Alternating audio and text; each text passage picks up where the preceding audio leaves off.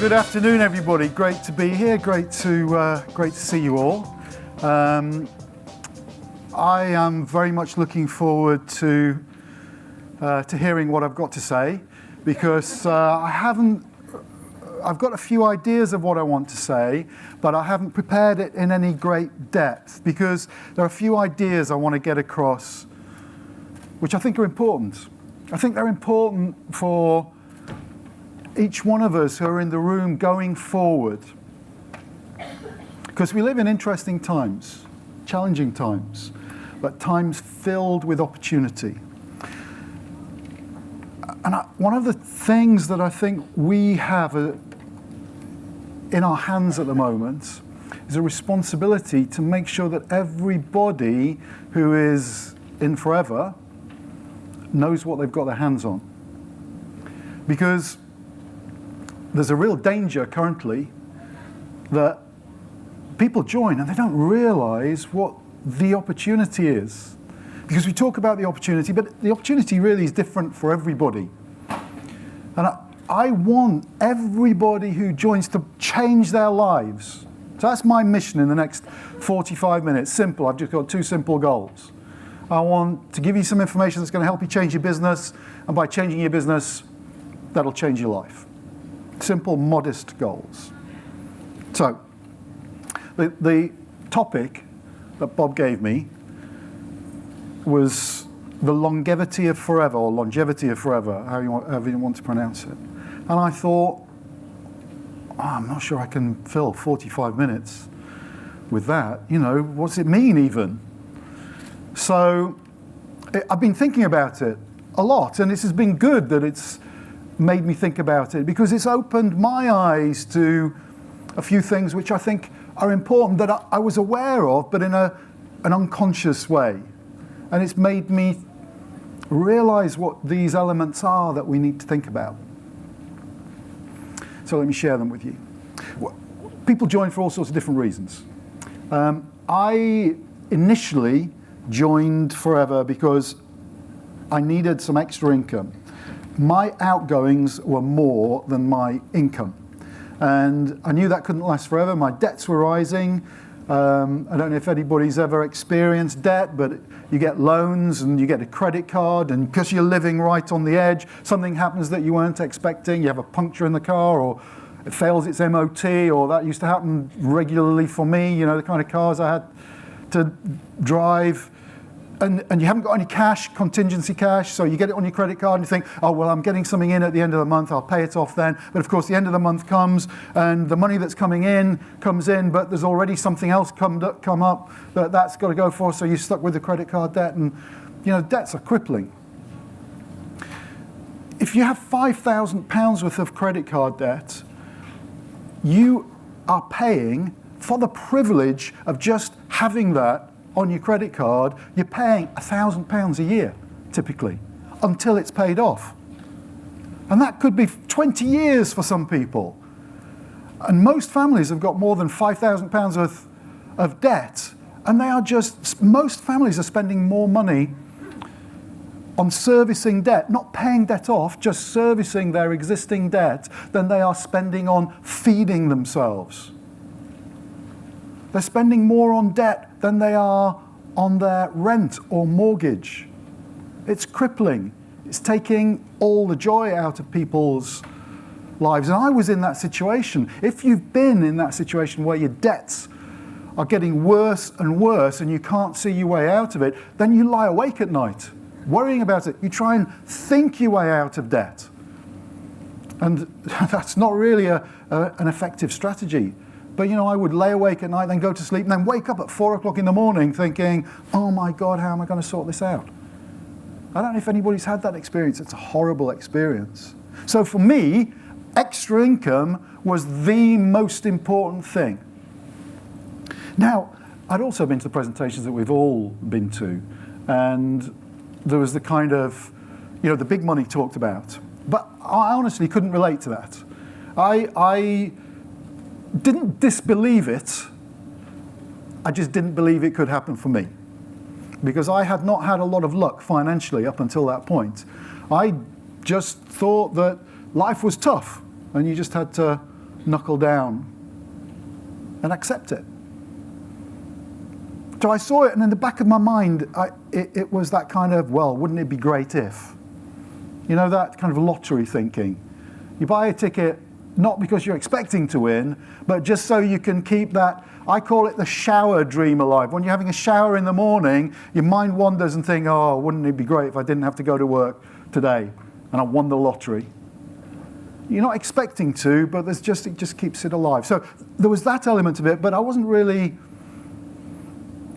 expecting that would be the path that I would follow. I thought if I could just make a few £100 and stop myself going under, that would be a major achievement. I couldn't really see beyond that. And there's a little lesson there for us all. When we talk about your why, when you have your first planning meeting with somebody, we often talk about their dream lifestyle, which is a great thing, but if you've got more pressing needs of stopping yourself drowning in financial misery, then it's very difficult to think of a lifestyle with any sincerity. So if people have a kind of goal that I had, which is fix the imbalance between income and expenditure, that's the thing to fix first. Because when you've got a bit of breathing space, then you can start to expand your thinking, which of course is very important. So for me, making a few £100, £500 a month made all the difference to me. Assistant manager made all the difference. It meant that I could cover my mortgage every month. And I'd gone from worrying about paying my mortgage, thinking that I was going to lose my house. That's a terrible thing. Losing your home, the prospect of that is such a terrible thing to be faced with. And so I'd gone from worrying about losing my home to knowing that I would never have to worry about losing my home ever again. That's a fantastic feeling. £500 made all that difference. But you know, when you're then in that situation and your belief has grown a little bit in the industry and the company and in yourself, in your own ability to make it work, then you can start to expand your goals. And my main goal was freedom. But I had to identify what that meant. And my experience to that point had been that I felt I spent too much time doing jobs that were unfulfilling. I'm the kind of person who needs 8 hours sleep. Not likes, I actually need 8.25 hours sleep. So if you've got a job where you're working 8 hours, an hour traveling each way, that's 18 and a bit hours out of every day. It only leaves you 3 hours and a bit left for eating and having a life. And that wasn't enough for me. I thought, well, I can't take my sleeping time to live a better life. I'd better take the working time to live a better life. But then, of course, you're not getting any money coming in.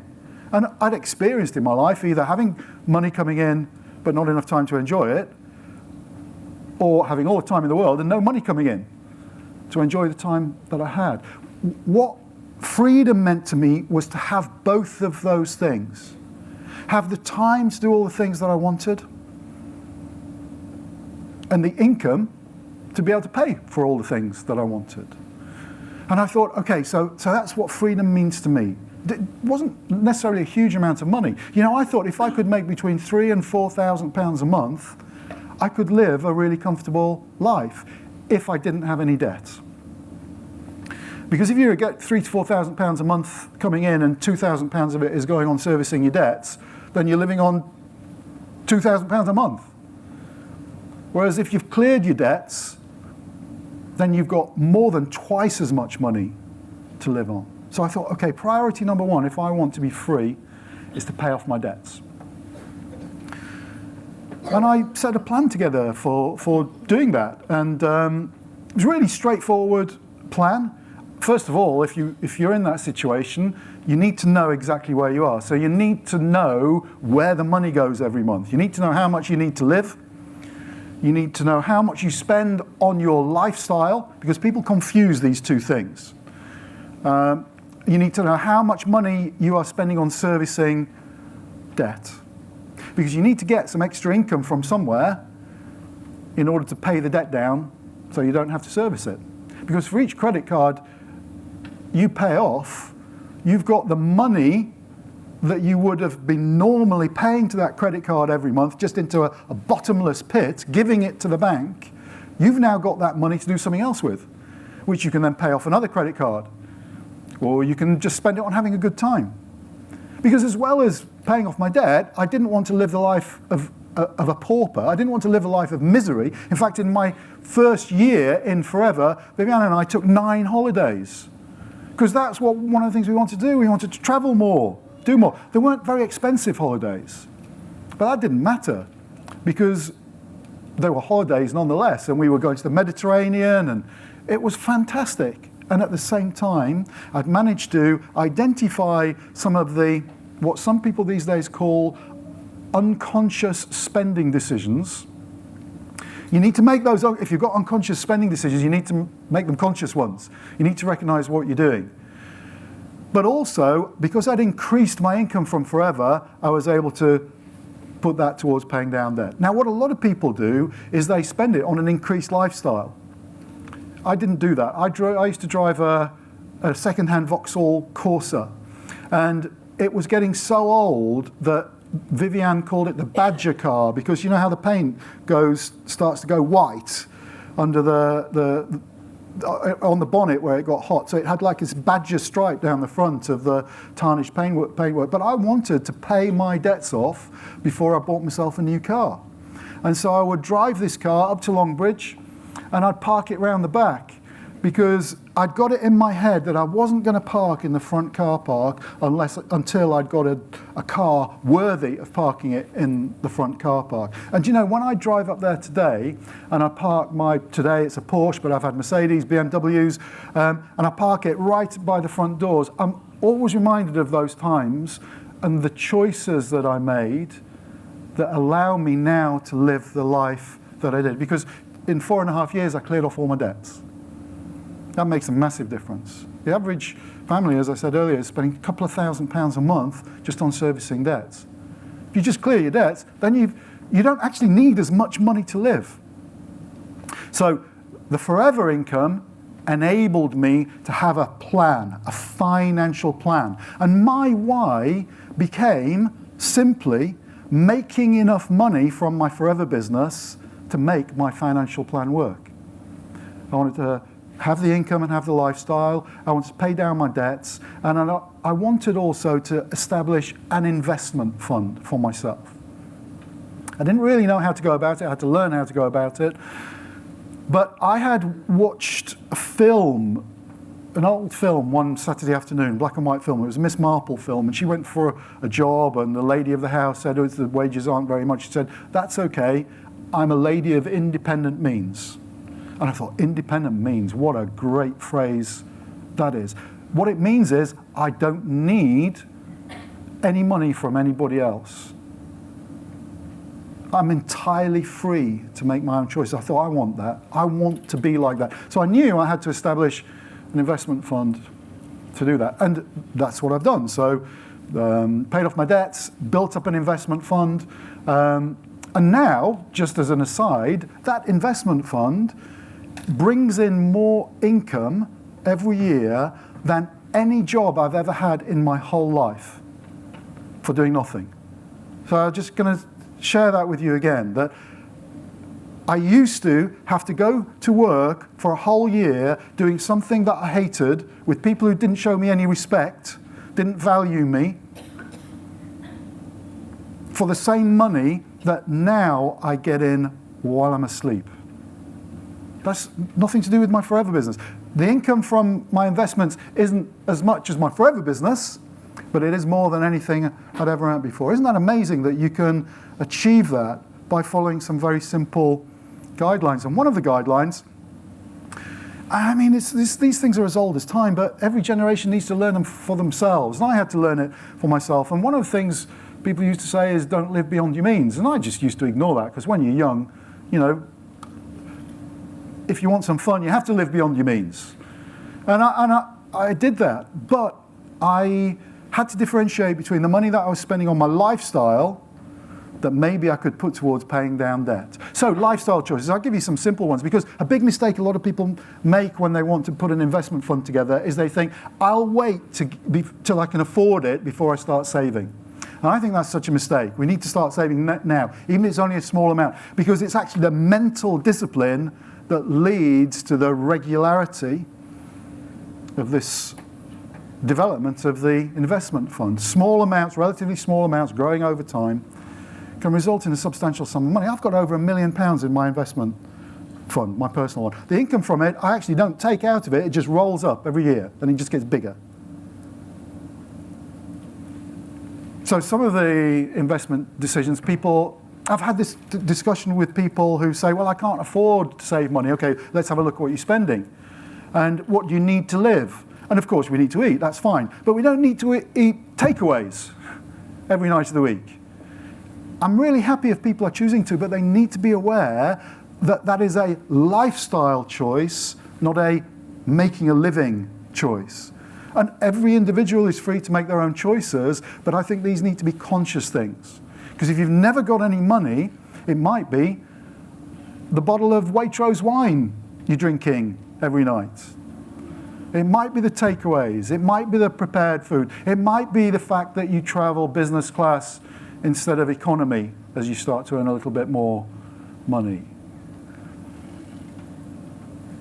I don't know. We just need to be aware of these things. And by being aware of that, I was able to accelerate this process. So I paid off all my debts in 4.5 years. Within 18 months of that, I'd paid off my mortgage. You know, this was the thing that I was worried about paying the interest on, paid it down.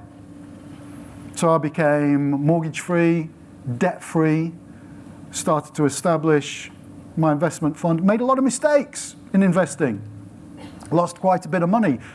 But because of the way investment works, I was able to develop that fund despite the fact that I made a few mistakes. And for that to happen, you need a business that has longevity. Because if you want to put aside a big sum of money, there are only two ways to go about it. One is to make a lot of money in a short space of time, win the lottery, rob a bank, bring in a container load of cocaine, I don't know, whatever. These things have an element of risk attached to them, not the lottery perhaps, but many of these things do. Or have a brilliant idea, invent Facebook. These things are, for mere mortals, these things, and people who don't want to go to prison, these things are unlikely to happen. So the other option is actually to make a bit more than you need to live on a regular basis and make sure you invest it. And what's amazing is how much a fund can grow to if you are investing on a regular basis, month in, month out. Because that's all I've done. And it became a priority for me that every month I had money established for certain elements. So I had money to live. And I include in that, your motoring expenses and the stuff that you have to spend. And then there were the lifestyle expenses. These are the fun things in life. It might be holidays or whatever you want. It's up to you. And I don't say you shouldn't spend money on this. You should just know what you are spending. Because the danger is you can overspend and then think, oh, well, I can't afford to save any money this month. I never did that. It was always a priority for me to make sure that the money going into my savings and investments was part of the monthly discipline. Now, I had a great life, but when I could have afforded to drive a brand new Mercedes, I drove a brand new Saab. Not a great loss in driving a Saab instead of a Mercedes. When I could have afforded a 911, I was driving a BMW 3 Series, which is a really nice car. Roof down on a sunny day. You can't do that in many 911s. So these weren't, it wasn't a huge sacrifice. Driving a nice convertible BMW is not taking second best in life. It's just thinking, well, if I make that choice instead of Flash 911, then I can meet these savings targets. Because it was simple for me. I just wanted to maximize my ISA allowances and my pension allowances and get the tax benefits from that as well, so that it was not only me paying for my investment fund, but the tax man was making it a bit of a contribution too. I like that. I like getting the tax man to give you money. I think that's cool. So my why became to make enough money from my forever business to have the lifestyle, but also to develop this investment fund which would give me my investment income. My hope is I'm never going to need it because, I've got my forever income. And if you build the business according to the principles of duplication that we've just heard about, and you build it with that kind of stiction and good relationships, then it's going to last a long, long time. And it's going to keep on growing, and you'll be able to keep this financial security. So for me, it's given financial freedom, financial independence, but also financial security, where I'm relying on what I've done, my investments, the money that I've saved. The longevity of a business comes from what I call stiction. And it's actually, I worked with a guy in our business who was, he invented this word, he brought this word to us, and he'd worked in civil engineering, putting bitumen on roads. And apparently, if you're a civil engineer, a big quality of bitumen is its stiction, they talk about, how much it sticks to the road. And I thought, what a great word, never heard that before, and it really applies to our business because we can build a business where we're a brilliant sponsor and bringing people in, but if they're not staying in the business, then you're not going to have this growth of income that's going to deliver enough for you to be able to pay your debts off, live a good lifestyle, but at the same time, put money aside for the future. You need this stiction. So I think the art is to understand duplication and stiction. And if you understand these two things and how to make them happen, then anybody can achieve the kind of things that I've achieved. It's not a complicated thing, but you do need to understand these two things. So, what creates stiction? Well, I think people have got to love what they do. And I think one of the things that creates stiction is the company and how much people believe in the company. And I've got to say, that belief has been challenging at some time because, listen, if you're brand new in the room, forgive me for saying this, and this may come as a shock because some people would tell you the story that Forever is, and everybody that works for them, are perfect. The only person who's perfect working with Forever is, of course, Bob Parker, which we all know. So, but, people make mistakes. And, when products become unavailable, the reason for that is somebody messed up in the planning process. It's incredibly frustrating. But guess what? Human beings make mistakes. And the fact is, one of the reasons I love Forever so much is because it is such a human company. But because it's so human, people make mistakes. And we end up getting an order from a customer that we can't fulfill. And it can be incredibly frustrating, and there's nothing wrong with being frustrated or angry about that. What's wrong, I think, is if you let that experience interfere with the bigger picture of what we've got in our relationship with Forever. And we need to manage that in our heads. Because, I've been in the business 23 years, and I've seen quite big mistakes happen periodically, maybe once every 5 years or something like that. It's just one person makes one mistake, but in head office somewhere in the States, but it has, a big consequence. But, nobody died. we continue to go forward. Some people, of course, quit. I remember once the mascara went out, and somebody said to me, well, she was a manager. She said, I can't build a business if there's no mascara in stock.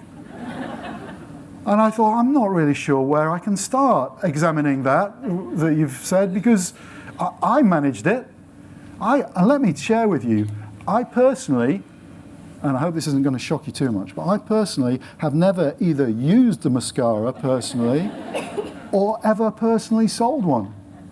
And I don't feel it's held me back too much in that process. So, it's about how we get affected. And one of the challenges that we've got currently is this new world of social media. Over the last 5 or so years, social media has made had a massive impact in our business. We've seen people's businesses grow quicker than I've ever seen them in the 20 years before that. But one of the challenges, some people's businesses were growing so quickly that you couldn't manage that growth, and you couldn't manage the nurturing of relationships within that growth. And here's the other thing about Stiction. It is about relationships, because all of us feel like quitting from time to time. All of us do. And one of the things that keeps us just taking the next step is the fact that if we quit now, I'm going to lose these friends. And if the only way you relate to people is through a screen, that's not a huge amount to lose. Whereas if you've got real relationships and people who inspire you, then that just keeps you in that little bit longer. And sometimes you just have to stay in one more hour and your whole attitude changes and the whole perspective changes and you go on and achieve something. You talk to one more person and everything changes. I don't know if you've had those long runs of every prospect you speak to. They don't know what you're talking about. They're rude to you. They give you that look as if you're kind of trying to pull the wool over their eyes. And it's sapping. It saps your spirit. I don't know if you've ever had a long run, 2 or 3 weeks. It feels like the whole of your life has been like that. And then one day, you're talking to somebody and you see in their face, they can see an opportunity and they like you because you're the vehicle for that opportunity for them to change their life. And your feeling about what you do changes beyond all recognition. Have you had that experience? Because you get more of those negative people than you do of the positive ones. And sometimes it's hard, speaking to one more person. You start to expect it. And when somebody says, yeah, I'd like to hear about that, you kind of think, I think I must have misunderstood. Did you really say that? Because you're so used and you're almost expecting people to be negative. But one person is positive, changes everything. We just need to stay in long enough for that to happen. It's these relationships that keep the business going. And so if you can master the Stiction, and I believe that whatever mistakes periodically somebody in Forever makes, that doesn't change the fact that Forever is a brilliant company. And it's a brilliant company because of its heart. It's the way it treats its people. I'm just going to give you one story. I could give you hundreds, but my very first experience of Rex was in the States. And we were on our very first rally. They used to call it the international rally because it always used to be in the States in those days rather than the global as it is now. And we went to the States and it's very exciting, and you travel on coaches, and Rex always traveled in one of the coaches with you. And we got to a hotel. This is in Arizona. I mean, it was hot, middle of the summer. I mean, it is hot there, hot as hot can be. And you arrive in the middle of the day. And normally in hotels in the States, they have what they call bellboys, who are the guys who come out and they take the bags out of the coach and they take them up to your rooms, and so everything's sorted out. You're not allowed to handle your own bags for some insurance reason, in the States or whatever, which is fine by me.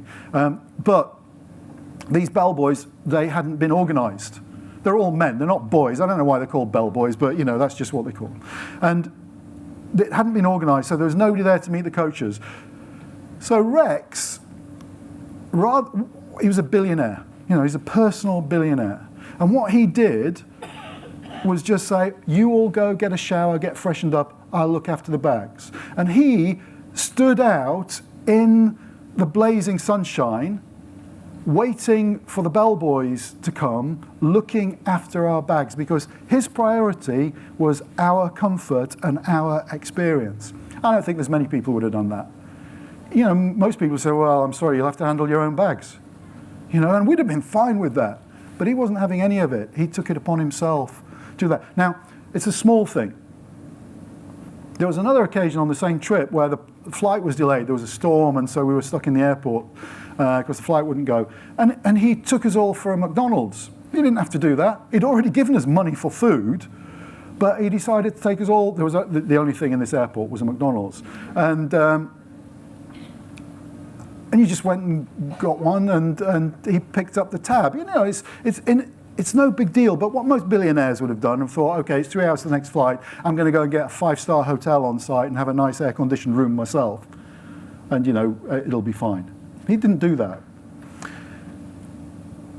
And it's this personal caring that I think is at the heart of the forever philosophy. And that's something that doesn't change. People make mistakes. Frustratingly, products might be out of stock. But the fact that they are all about our experience, the newest FBO. There's no hierarchy. He doesn't have a policy of I'll only talk to managers. He talks to anybody, and he talks to their kids, and he is brilliant with people. Absolutely brilliant, because he genuinely cares, and you can see it if you experience it. And forever is like that. Now, my point is not Rex is brilliant. My point is that if you want to partner with a business, you need to partner with a business that is going to make the kind of decisions that are in our interests over the very long term. Because if you've chosen the strategy where you're going to make money over a long period of time and invest it regularly, then you need it to be there for a long period of time. And you need the people who are joining you to fall in love with the company and fall in love with the product range, as well as develop the relationships within our network, because that gives you stiction. And if it gives you stiction on an individual basis, and you've got duplication, so you've got masses of people with this stiction, then you have longevity of a business. It's quite logical. It's quite simple, but so many people miss it. Because sometimes it feels like it's not going quick enough. You know, my own business has had periods of growth and then plateaus. And it can be very frustrating, and it's very easy to say, oh, you know, it's the company, it's the products, or whatever, and get frustrated. And I've seen many people who go for the next shiny thing. I know it doesn't happen these days, but I've seen that in the past.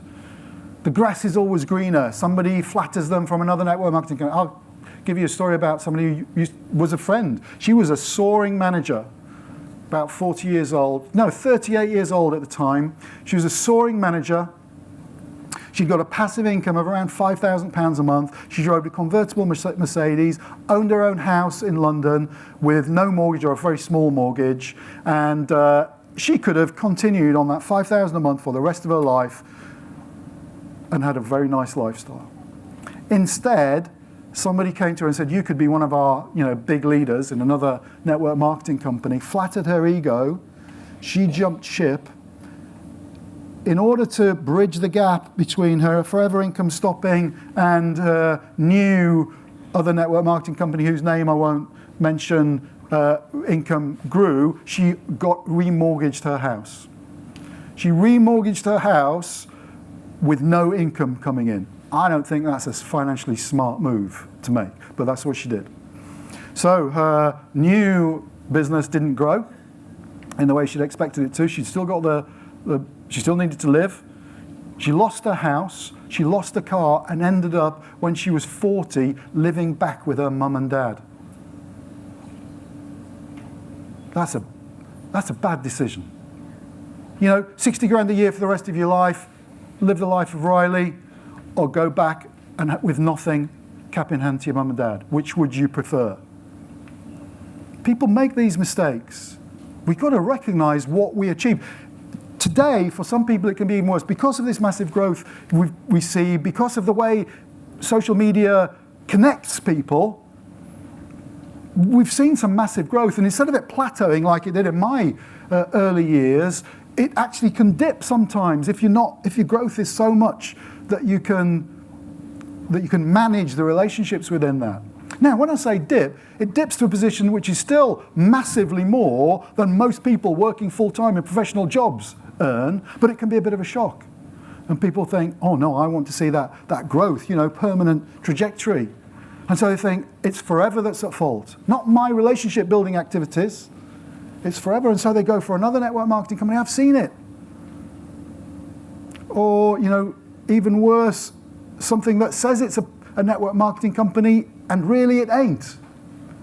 There's quite a few of those about. And it's, tragic. I understand the temptation. It's about ego, it's a bit about stupidity, it's about wanting an easier option, blaming somebody else. These are all human frailties. I understand that. But none of them, I've even been tempted myself from time to time in the early years. But thank God I didn't succumb to that temptation. Because none of those options would have had the longevity that Forever has had. And so it wouldn't have allowed me to build up the kind of lifestyle. So my investment fund is now just shy of £1 million. Assets generally over £1 million. I used to be a bus conductor. There's not many bus conductors who've got savings of that kind of level. Even if they work a lot of overtime. So the important thing is to recognize that this is not some special magical solution.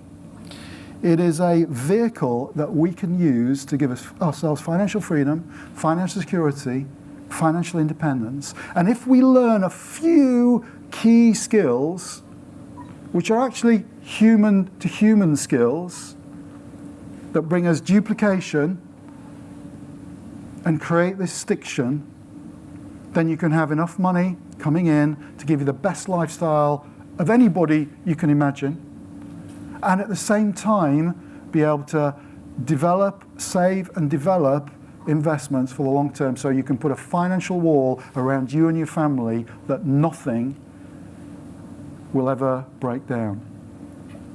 You can be financially free, financially independent forever.